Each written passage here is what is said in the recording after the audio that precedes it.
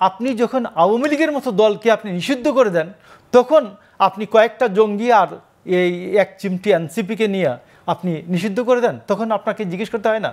যখন আপনি চিপায় পড়েন তখন বিএনপিকে ডাকেন, তখন রাজনৈতিক দলগুলিকে ডাকেন, আর যখন চিপার থেকে আপনি উদ্ধার হন তখন আপনি এনসিপির নেতা হয়ে যান, আপনি জাতীয় নেতা হওয়ার আপনার ইচ্ছা, তখন আপনার জাতির দিকে আপনার নজর থাকে না, বিএনপি ক্ষমতার কোনো ভার কেন্দ্রের দিকে ওনার নজর থাকে না, ওনার তখন এনসিপির নেতা হইতে খুব শখ লাগে। ডক্টর ইউনূসের সরকারের বিরুদ্ধে যে সমালোচনা বা অভিযোগটি সেটি হচ্ছে যে তিনি জনগণ বা জনগণের প্রতিনিধিত্বকারী হিসেবে এনসিপি এবং ধর্মভিত্তিক রাজনৈতিক দলগুলোকে সবচেয়ে বেশি গুরুত্ব দেন, প্রশ্রয় দেন এবং তাদের বেশি মূল্যায়ন করেন।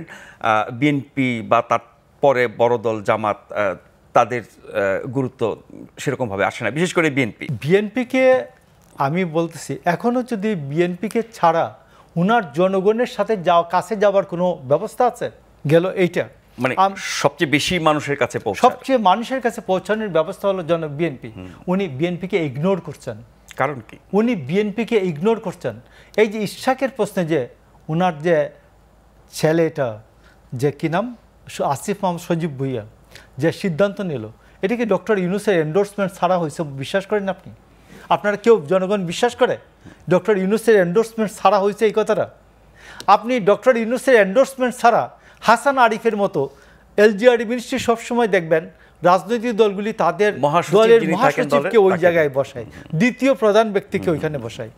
সবচেয়ে বড় মন্ত্রণালয়। উনি হাসান আরিফ 84 বছর বয়স্ক একজন মানুষ, সুপ্রিম কোর্টের আইনজীবী, আগের উপদেষ্টা, অ্যাটর্নি জেনারেল, তাকে সরিয়ে এই আসিফ মাহমুদ সজীব ভুইয়াকে আনলেন। কে আনছেন? রাষ্ট্রপতি আনছে? রাষ্ট্রপতি আনেনি, উনি আনছেন। এই লোকটা মারা গেছে মনের দুঃখে। তো এখন আমি আপনাকে বলছি যে উনি যে রাস্তায় নামছেন এই রাস্তাটা ভালো না। উনি এর মধ্যে কয়েকটা ঘটনা করছেন। আপনি দেখেন উনি প্রথমে বলছেন টাকা ছাপবেন না, টাকা ছাপছেন তো। উনি 3টা প্রতিষ্ঠানের সাথে বলছেন আওয়ামী লীগকে নিষিদ্ধ করার সিদ্ধান্ত আমাদের নাই। উনার হঠাৎ করে একদিন রাতে মনে হলো সন্ধ্যার পরে যে আওয়ামী লীগকে নিষিদ্ধ করতে হবে। উনি হাসনাত আব্দুল্লাহকে ডেকে বলছেন যে তোমরা যমুনার সামনে বিক্ষোভ করো, যমুনার সামনে হালে। এর আগে তো তিনি বলেছিলেন যে তিনি নিষিদ্ধ করবেন না, নিষিদ্ধ করার পক্ষে না। দেশি বিদেশি অনেক গণমাধ্যমকে দেয়া সাক্ষাৎকারে বা বিদেশিদের সাথে বৈঠকে নিষিদ্ধের বিপক্ষে তিনি। তো এটা উনি সিদ্ধান্তে তো সরে গেলেন। কি করলেন?